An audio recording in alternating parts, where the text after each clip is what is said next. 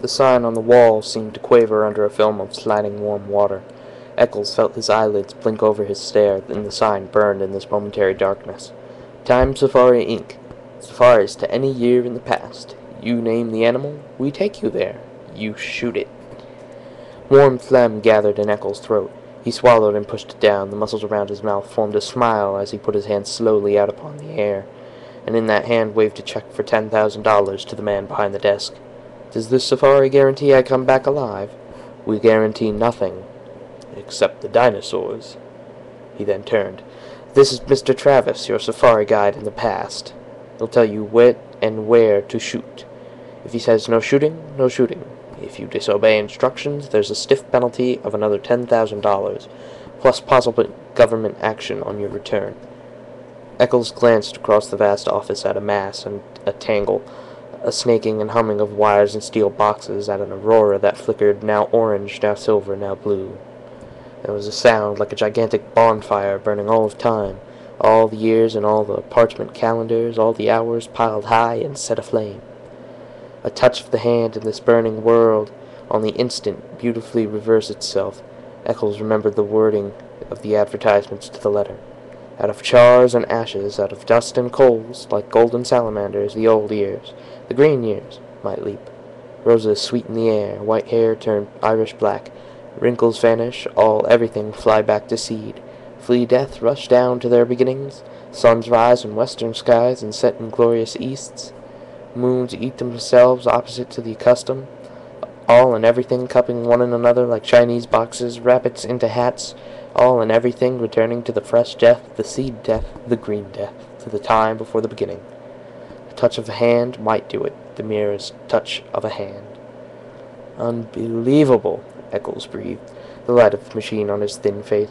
A real time machine. He shook his head. Makes you think. If the election had gone badly yesterday, I might be here now running away from the results.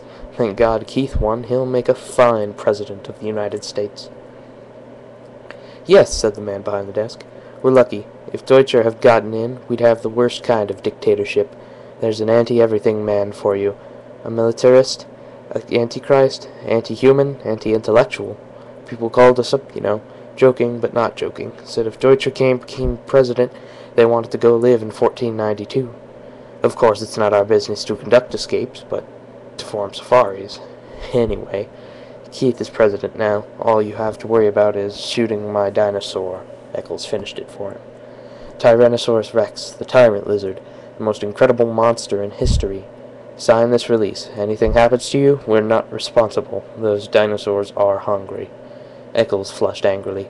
Trying to scare me, eh? Frankly, yes. We don't want anyone going who will panic at the first shot. 6 safari leaders were killed last year, and a dozen hunters. We're here to give you the severest thrill a real hunter could ever ask for. Traveling you back 60 million years to bag the biggest game in all of time.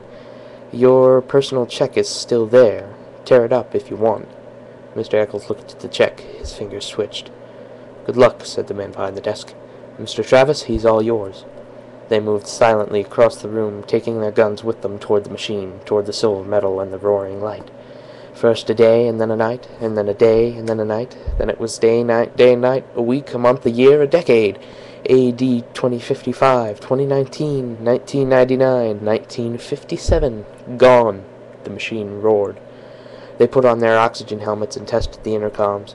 Eccles swayed on the padded seat, his face pale, his jaw stiff. He felt the trembling in his arms, and he looked down and found his hands tight on the new rifle. There were 4 other men in the machine. Travis, the safari leader, his assistant, Les Prince, and 2 other hunters, Billings and Kramer. They sat looking at each other as the years blazed around them. Can these guns get a dinosaur cold? Eccles felt his mouth say. If you hit them right, said Travis on the helmet radio. Some dinosaurs have 2 brains, though. One in the head, another far down in the spinal column. We stay away from those, that's stretching luck. Put your first 2 shots into the eyes, if you can. Blind them, and go back into the brain. The machine howled. Time was a film run backwards. Suns fled, and 10 million moons fled after them. Think, said Eccles. Every hunter that ever lived would envy us today. This makes Africa seem like Illinois. The machine slowed. Its scream fell to a murmur. The machine stopped. The sun stopped in the sky.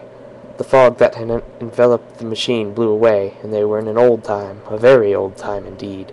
3 hunters and 2 safari heads with their blue metal guns across at their knees. "Christ isn't born yet," said Travis. "Moses has not gone to the mountains to talk with God. The pyramids are still in the earth, waiting to be cut out and put up. Remember that. Alexander, Caesar, Napoleon, Hitler, none of them exist, or have existed." The man nodded. "That," Mr. Travis then pointed, "is the jungle of 60,002,055 years before President Keep." He indicated a metal path that struck off into green wilderness, over streaming swamp among giant ferns and palms. "And that," he said, "is the path laid by Time Safari for your use. It floats 6 inches above the earth, doesn't touch so much as one grass blade, flower, or tree. It's an anti-gravity metal. Its purpose is to keep you from touching this world off the past in any way. Stay on the path. Don't go off it. I repeat, don't go off. For any reason. If you fall off, there's a penalty. And don't shoot any animal we don't okay." "Why?" asked Eccles. They sat in the ancient wilderness. Far birds' cries blew on a wind, and the smell of tar and an old salt sea, moist grasses and the flowers colored of blood. "We don't want to change the future. We don't belong here in the past. The government doesn't like us here. We have to pay big graft to keep our franchise. The time machine is finicky big business. Not knowing it, we might kill an important animal, a small bird, a roach, a flower even, thus destroying an important link in a growing species." "That's not clear," said Eccles. "All right," Travis continued. "Say we accidentally killed one mouse here. That means all the future families of this one particular mouse are destroyed, right?" "Right. And all of the families of the families of the families of that one mouse. With a stamp of your foot, you annihilate first 1, then 12, then 1,000, then 1,000,000, 1,000,000,000 possible mice. So they're dead," said Eccles. "So what?" "So what?" Travis snorted quietly. "Well, what about the foxes that'll need those mice to survive? For one of 10 mice, a fox dies. For one of 10 foxes, a lion starves. For one of a lion, all manner of insects, vultures, infinite billions of life forms are thrown into chaos and destruction. Eventually it all boils down to this.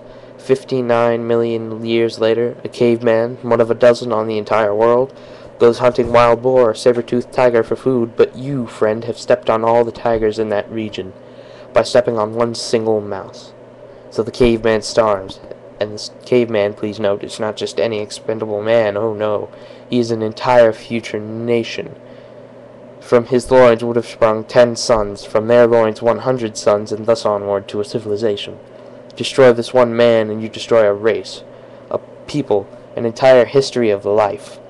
It is comparable to slaying some of Adam's grandchildren.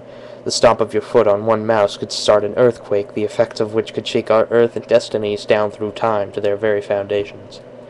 With the death of that one caveman, 1,000,000,000 others yet unborn are throttled in the womb.